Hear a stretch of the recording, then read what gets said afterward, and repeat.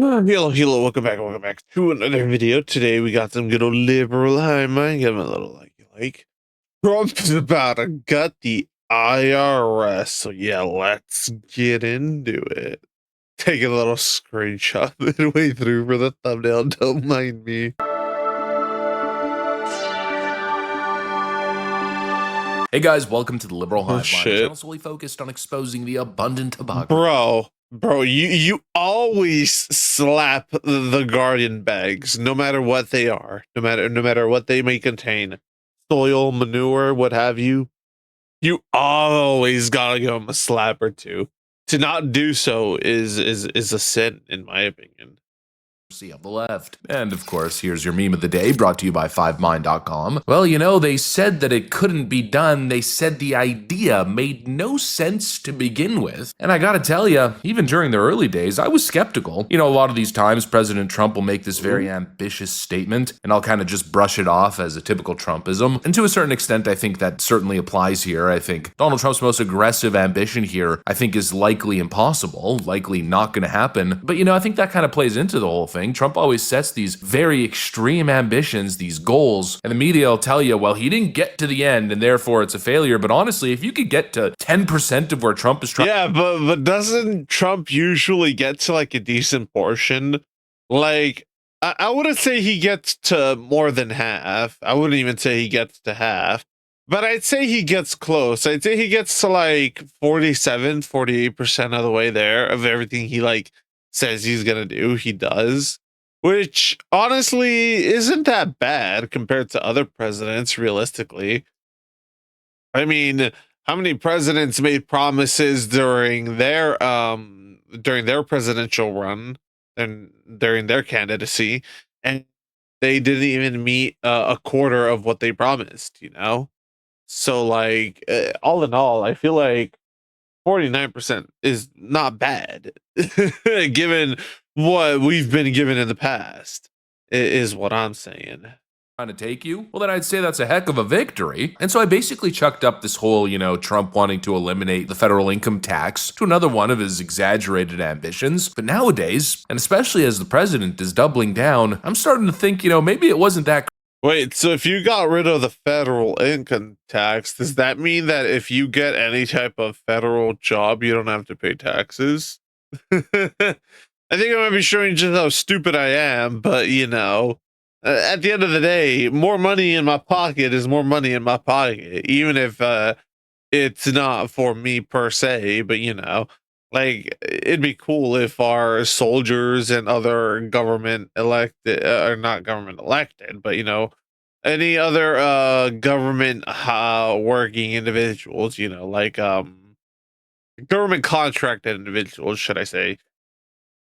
I feel like they should be able to keep more money in their pocket than the average Joe, you know.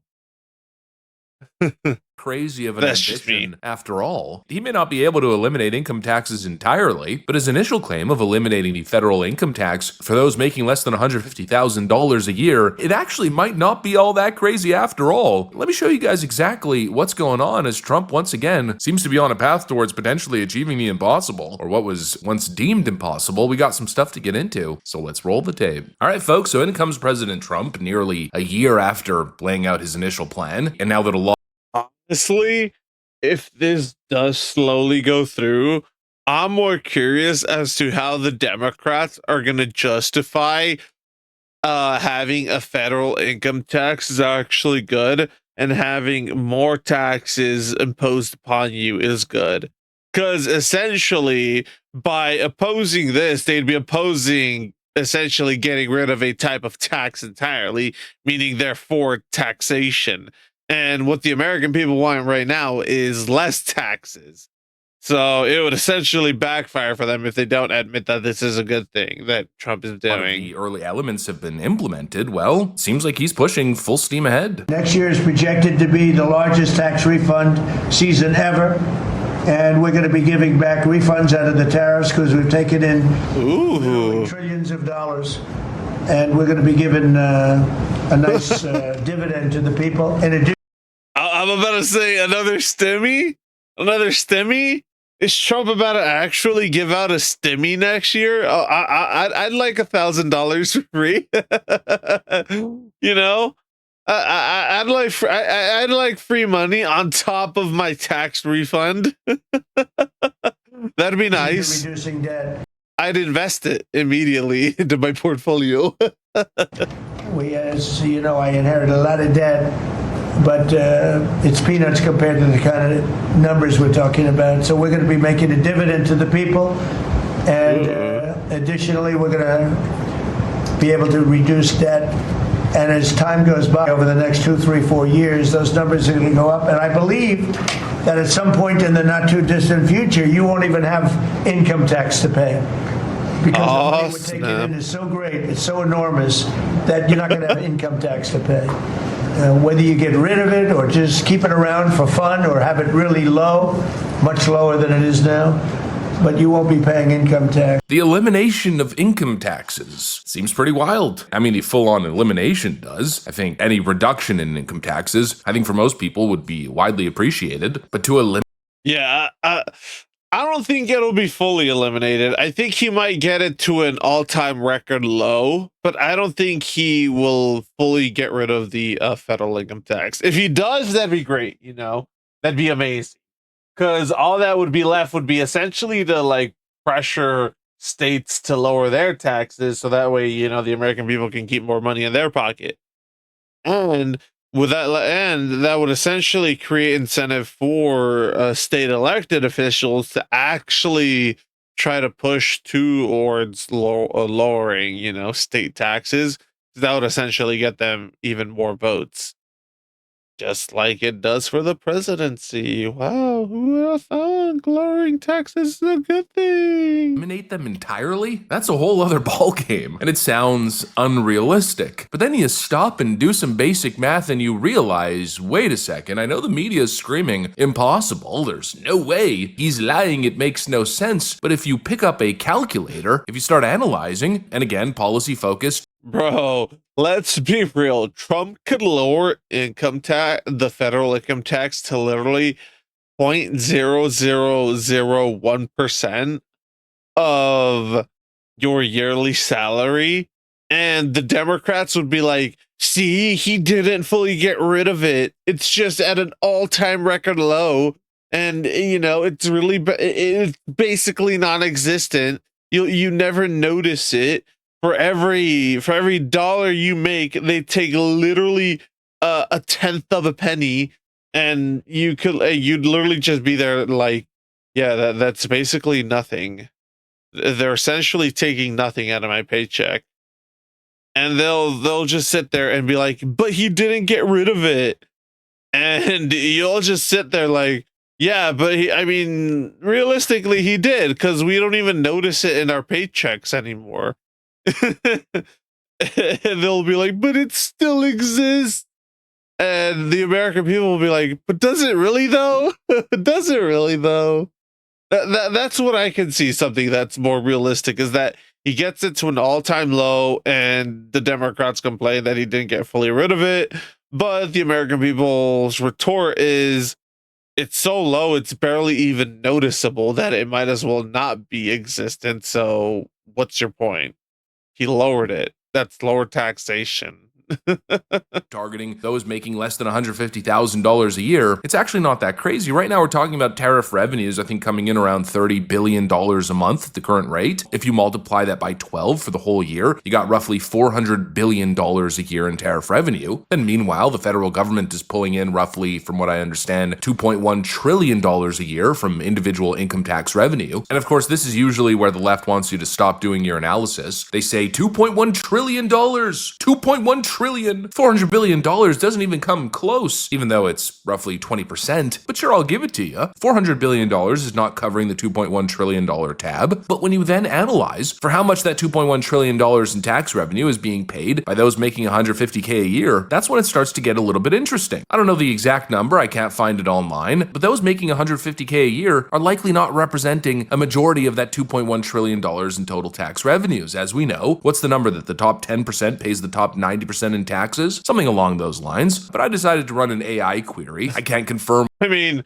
Didn't we literally Google, like, in another video how much Elon paid in, like, taxes one year, and he paid, like, in the trillions?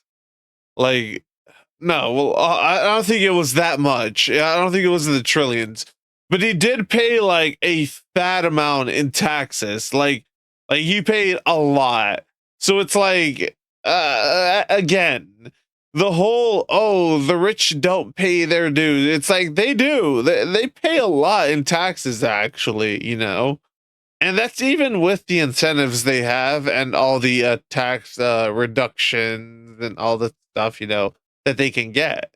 So at the end of the day, no matter what, in my opinion, less taxation is good all around, regardless of wherever you stand on the social ladder of wealth. Let's say, you know, because at the end of the day, the rich will be able to. I mean, in a perfect world, the rich would reinvest their money into their businesses and pay their employees more, and their employees would essentially be able to pocket more money, and they would either go out and spend it, so yay capitalism, or they would save it to then spend it in the future. So at the end result is still yay capitalism. That's in a perfect world, obviously, you know.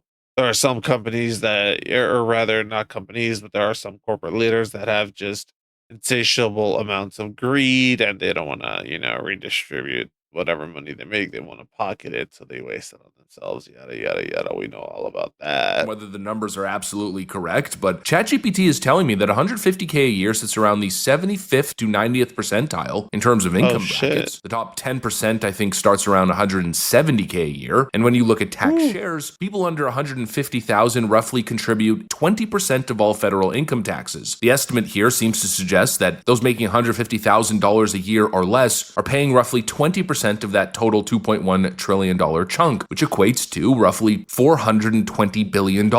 And that's where things start to get a little bit interesting. You got tariff revenue sitting around 20% of total income tax revenues. Then you've got those making less than 150K a year representing around 20% of those yearly revenues. And so it seems as though we're already kind of in the zone where tariff revenue could actually replace a good portion, if not all, of all income tax contributions of people making under 100.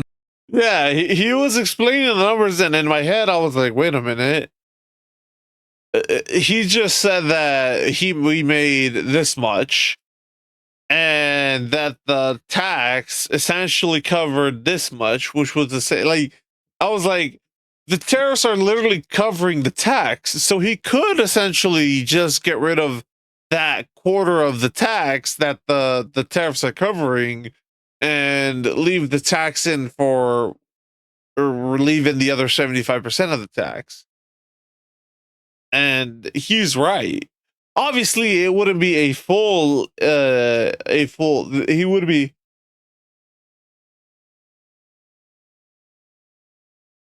man, sorry.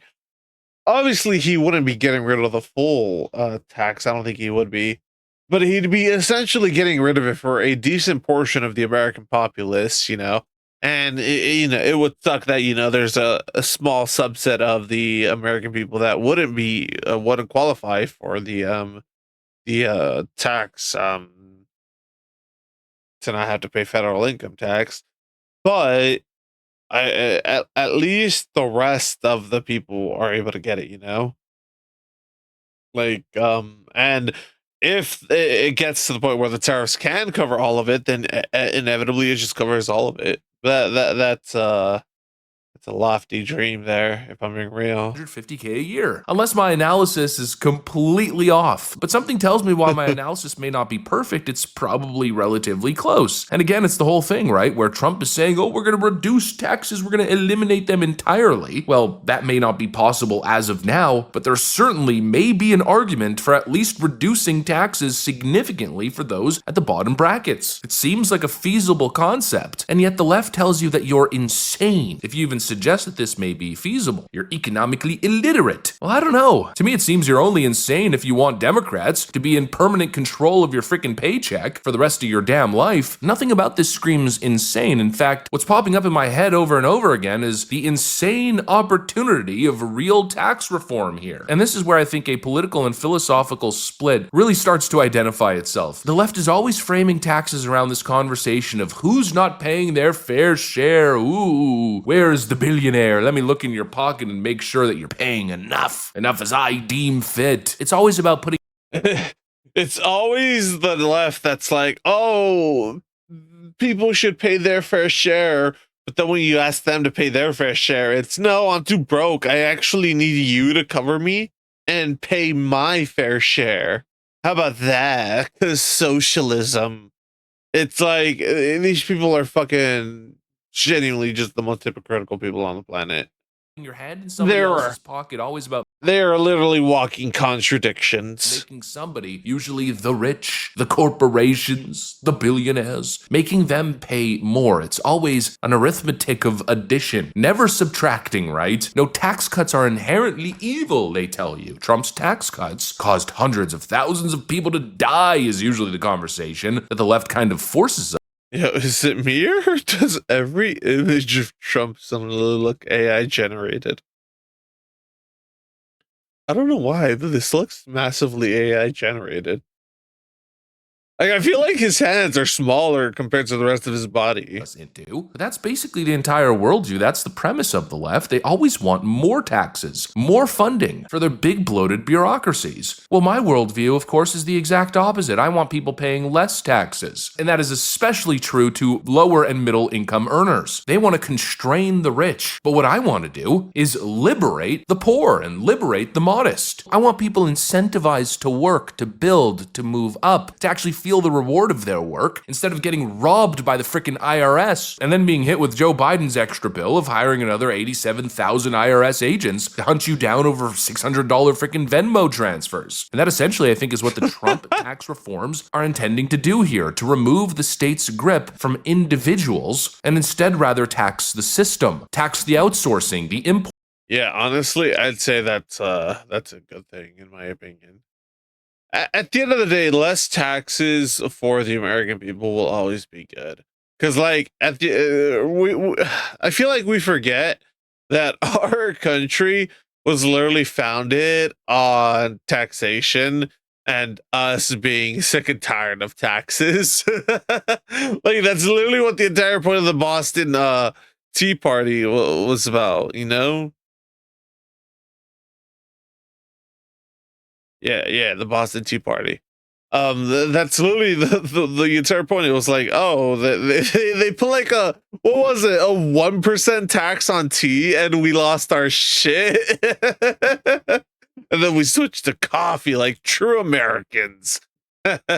Ports, the offshore production, the foreign producers who are taking advantage of the American marketplace. Tax the container ships, not the guy making $90K a year who's got a bunch of kids and bills to pay. Seems like a difference in worldview, a difference in philosophy. There's one group that wants less for you and more for the bloated bureaucracy. They just want to keep draining you more and more until you're looking like dried out frickin' SpongeBob.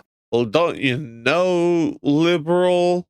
Israel needs more guns to oppress the Palestinians because they're such a threat to their way of life, you know.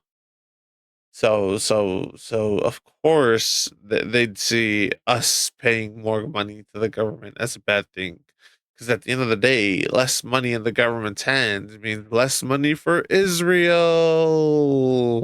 And there's the other side, the Trump side, that wants to reinvigorate. No more dry SpongeBob, no soaking wet, moist SpongeBob. That is essentially what Donald Trump wants. He wants you looking moist. Now, of course, my apologies for the moist SpongeBob analogy, but you get the frickin' point. It's once again pro-little guy, working class policy, not this fake social grift that the left is always running. Oh, what we can do for you. No, ask less what your government can do for you and more what you can do for yourself. That's the difference in philosophy. One is selling inspiration, policies that make you.